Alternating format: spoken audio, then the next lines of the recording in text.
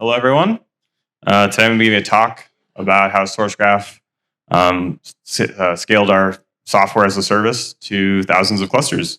And it's going to be kind of a fun talk because it's going to be, I think, a different path than I would have taken a few years ago, and kind of shows some of the trade-offs of going to Kubernetes right away and waiting a while. So next slide.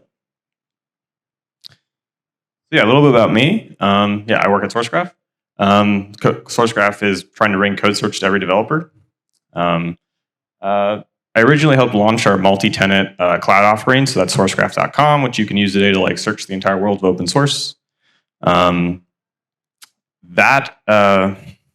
this is basically a story of how we came and saw that we started to switch and see a lot more demand for a highly isolated environment instead. So next slide.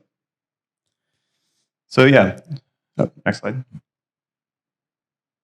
Yeah, so the story so far.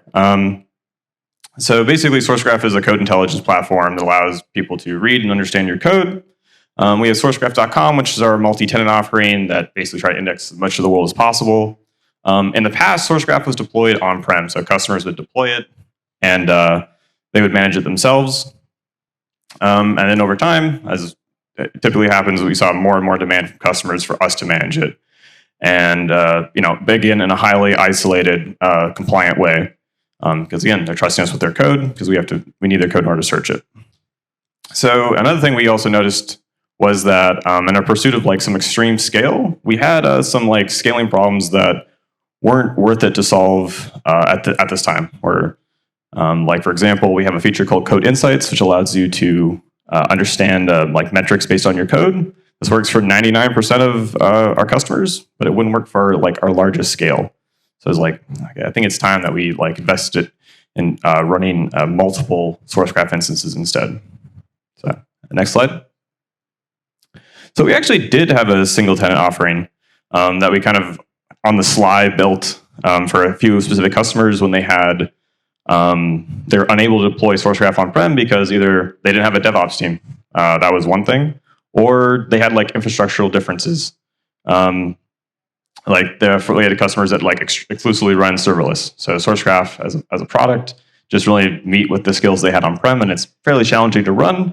So this is kind of our Docker Compose setup, which basically ran in a single GCP VM. And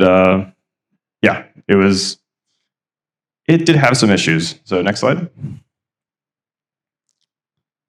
And so we had a blue-green deployment model with lots of manual steps. Again, this was kind of built in essentially a week, and it was something that we inherited this, and we have a blue-green deployment model that required us to even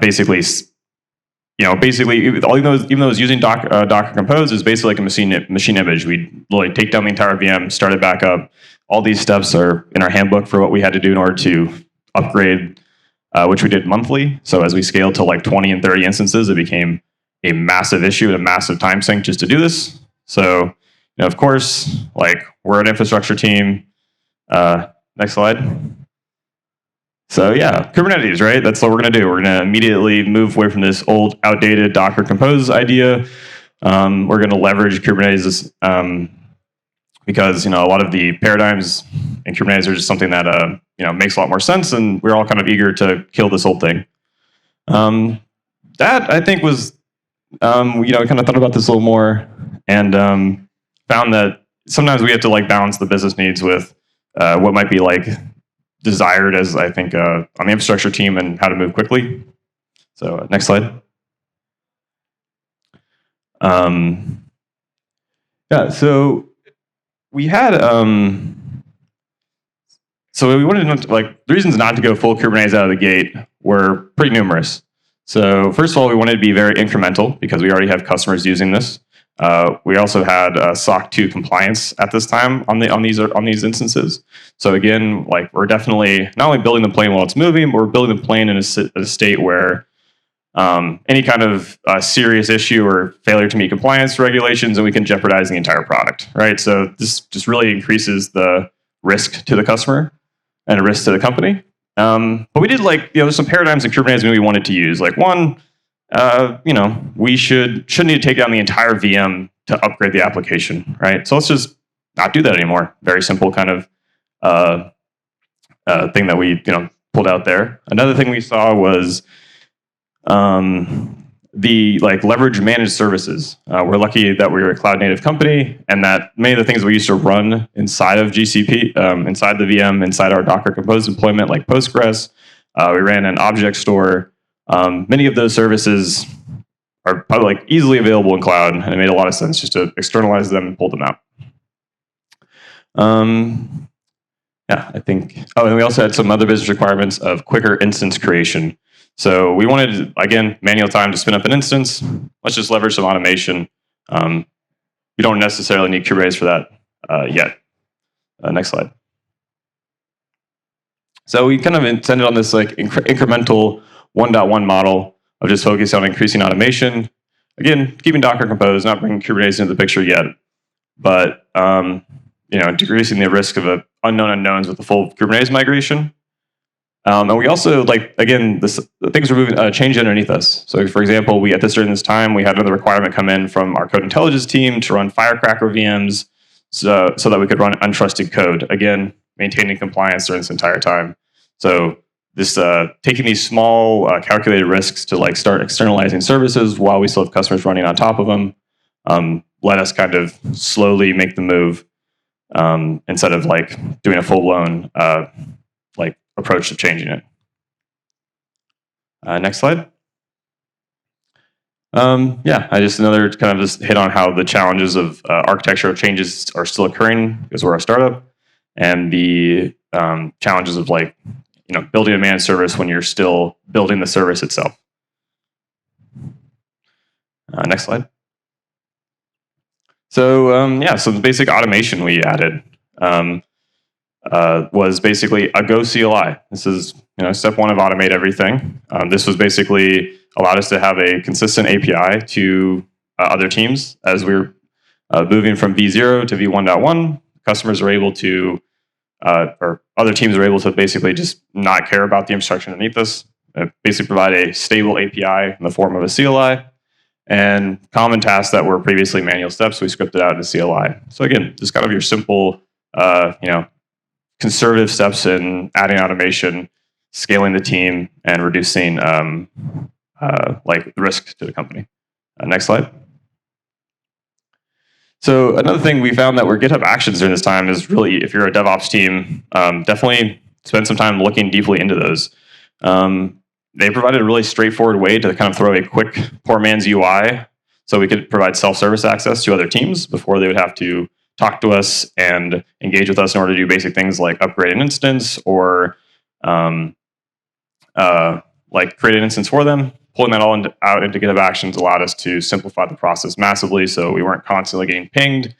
So this would be something I suggest other DevOps teams to look into, is when you have a workflow that you have scripted out to the ultimate end of it. Next step is to put it in just somewhere in some solution that end users can consume fairly easily. Yeah, and we didn't actually have to build a UI, which was always nice. Next slide. So we had quite a few learnings in this V1.1 phase before V2, which was the power of incremental incremental learnings led to some pretty serious surprises. One of the ones was the fact that the complexity of the application, Kubernetes or Docker Compose for us really didn't change. Sourcegraph, you can look at our deployments models online. It wasn't necessarily more difficult to run it in Kubernetes than it was in Docker Compose, but the infrastructure challenges we had were pretty large. We're spending a lot of time doing these very large Terraform applies with very large modules. There's a pretty big risk, blast radius wise, to these large Terraform applies. If any, there's several times when we had outages that were basically linked to Terraform apply that wasn't fully either understood by the team or automation that went awry, and a small change to one module kind of bled into the overall apply and resulted in a lot of resources being recreated when they shouldn't have been. I think another thing that we found was that, so that was one of the issues we found. We also really wanted to get towards a declarative over imperative upgrade style.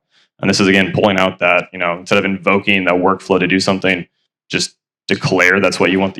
I want this to be version 3. And let's leverage Kubernetes paradigms like controllers and the control loop, just continually work that through. It's also, I think, a similar paradigm to what we see in GitOps today. And another thing was, a few issues was also, depending on an external service for like GitHub Actions, if there's a GitHub Actions outage, that basically would, cause a lot of our self-service workflow to stop working, and kind of made us even push harder for, okay, I think we're ready to like fully engage with a Kubernetes controller model with drift detection and automated infrastructure creation. So again, I think next slide. So one of our, I think, bigger bets recently was, I think, really heavily leaning to cdktf. So cdktf is a tool that we use to leverage the Terraform we've already written, which we have quite a large amount of Terraform. All of our, basically all of our infrastructure is defined as infrastructure as code. cdktf provided a way for us to start to add basically additional automation into a controller without needing to essentially run manual Terraform applies, which we found to be problematic and concerning. They were pretty challenging to run Terraform like in a fully automated way. And cdktf seemed to be, and still appears to be, I think, the easiest way of, like, when you hit the limits of Terraform automation, what should be your next step? Seriously consider cdktf, for example. And that's something I would say, should you use cdktf? Because it is, I think, still kind of a newer product and has some complexity costs. If you're really like pushing Terraform with like dynamic blocks, and you're really like, I think like pushing of what you can stuff into HCL, cdktf kind of represents the next layer of abstraction. Although it's still new and it's still not without some challenges. So next slide. So yeah, this is like a high level kind of like description of some Terraform code on the left with some like count operations to make it slightly more dynamic. Basically just turning on and off IP allow lists. And then we have the same kind of code in TypeScript with cdktf. Just get kind of an idea of how like this code can be similar. Again, you do need to know the language, the higher level language you're writing it in. You need to be familiar with it, but it was still a pretty easy, direct, and quick translation for our team. We were able to rewrite almost all the Terraform like HCL we had pretty quickly in cdktf. So it wasn't nearly the migration cost that we originally thought it was going to be. Next slide. And then, yeah, just some more high-level cdktf versus Terraform. And that was you want the higher level access to the Terraform primitives. Like basically, if you like Terraform, you're using it a lot, and you like what Terraform can give you, seriously think about like cdktf as you start to increasingly rely on Terraform in your stack. Also, what we noticed is that a good paradigm was to split out your large modules into lots of submodules. So pretty easy flow with cdktf due to its the concept of stacks. So cdktf stacks allowed you to quickly auto-generate basically Terraform applies for multiple different steps. And I think some of the cons that we noticed that have recently been improved were that the Go compile times were like, in a team that uses Golang quite a bit, like 15 minutes sometimes to pull in all the different types we needed to like run the Google Cloud providers. This has recently been massively improved in that's supposed to be the 0.13 release of cdktf. So this is no longer such an issue, but before we were spending multiple minutes to like add all the types to our code base and to generate the stacks. Also, it's kind of relies on some technically unsafe some type safety issues because of its how like it basically goes from the Terraform providers to Go. A lot of times you end up with just interfaces. So those who are Go developers in here you lose a lot of that type safety. But I think that's an open area where they're looking to improve it. And then also the last little joke was many times we would create so many cdkf type files that we would literally crash the GitHub UI as we added all those types to our code base. Next slide. So yeah, and then this is something like we started, again, our goal here with version 2 is to make everything as declarative as possible, really leverage, what's great about Kubernetes. That's kind of what led us to this controller model. So this is kind of what we scripted out. Before we even built the controller, we actually wrote the type. And this is our basically our Sourcegraph CRD, custom resource definition, which provides our am I good on time? I think. Okay, cool. Yep, I was making sure I was. Yep. And then, so that this CRD provides a quick way for us to scaffold out all the, basically we added, as you can see here, we added some sections on like machine type, DNS name, all this. We put all this into the CRD. By doing that, we could kind of like scaffold out what we wanted to build, and we found that like Kubernetes CRDs are useful even outside of Kubernetes, just for defining your types, defining basically your serializable format for your infrastructure. So here we've created our own type, which contains most of our information that we need. And then also this type lives inside of a Git repo, which was like several override files that allows us to kind of like, again, reduce the variation between different deployments, because we can just kind of say, oh, this deployment is a medium-sized deployment, leverage this override file. And I think, and also to start, like again, just to mention, when you're starting building this controller, you don't actually have to run it in the cluster. You can happily run it outside the cluster, like in a very manual CLI-based control loop. And it basically provided us a lower risk way to iterate as we were kind of scaling out and getting familiar for the first time as a company with writing Kubernetes controllers. Next slide. And then, this is kind of like the long-term and like the model of the controller today, is we have basically our customer declaration in GitHub and Git, and then we have multiple. The controller basically continually runs with our CRD definition, goes out, syncs, runs basically a continuous Terraform apply, a Terraform plan. We still haven't fully got to the point where at this point it just fires off an alert when we notice that the Terraform, like there's a diff detect at the infrastructure layer. Still working out some minor trouble with like completely automated applies, but cdktf has kind of given us like the foundation where I feel pretty comfortable to keep doing that. And then all these clusters are individually controlled by that single CRD, and again isolated and in separate customer projects. Next slide. So some of our future steps is just continuous work on the controller, keep adding additional steps, fully have completely automated Terraform applies without needing to fire off alerts when drift detected. When drift is detected, we think we can do that with cdktf. I think the primitives there are strong enough to like fully automate it. Multi-region is the next step for us too. Is just as we're scaling out, we're looking toward again by writing everything in Terraform. It's a very easy additional step, because again, a lot of the Terraform providers we already have just going to make minor modifications to add additional regions. And then, actually building a true UI that will eventually create those CRDs behind you, automatically commit those to the Git repo, and then by like adding those CRDs to the repo, then having the controller automatically pick that up. So that would hopefully be basically re-enable the self-service flow without needing to depend on GitHub Actions.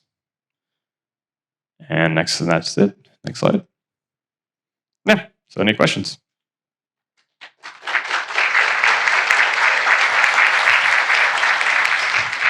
The question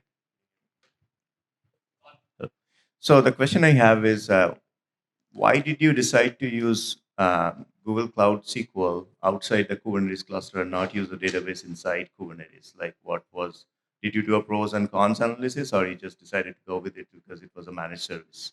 Yeah, so for us, it was mainly just like reducing the operational burden at every step, so that we have thousands of clusters. We actually ran into some issues early on in our experience running Postgres and Kubernetes. That was basically our #1 database service. So we ran into a few issues with it, and eventually just found that like running as a managed service took out a massive operational burden as we were scaling. We're still like exploring like the country role like Postgres operator, But at the time, that was a decision that we made on Sourcegraph.com. Early on, just use Cloud SQL. So we really hadn't really investigated again to like if that's the next move. But I think as we go into like the next iterations of like managed services, we're probably looking to bring things back into Kubernetes as we get more comfortable running things in Kubernetes. The follow-up question is: so you said you do disaster recovery workflows, all the time. Are you using Google Cloud SQL's, disaster inbuilt HA and all of that for it? Yeah, so I think Google Cloud like allowed us to. They have their they have like HA failover, but they also have the I forget the name of the service now, but it's basically the ability to like restore like any point in time over the last 7 days. So we basically use that, and we've had to use that once or twice. We have situations where like some like service either wrote a ton of garbage data to the database, like the manual effort to like repair it was too much, and we're able to like roll back the database to a specific point in time before that release. So like things like that are things that I would expect to see in an equivalent if we wanted to use like the Postgres operator, right? We would need to like have those same tools just exist and not have to like fully engage with them. Is what we'd be looking for, I think, as we moved it back into Kubernetes. Thank you.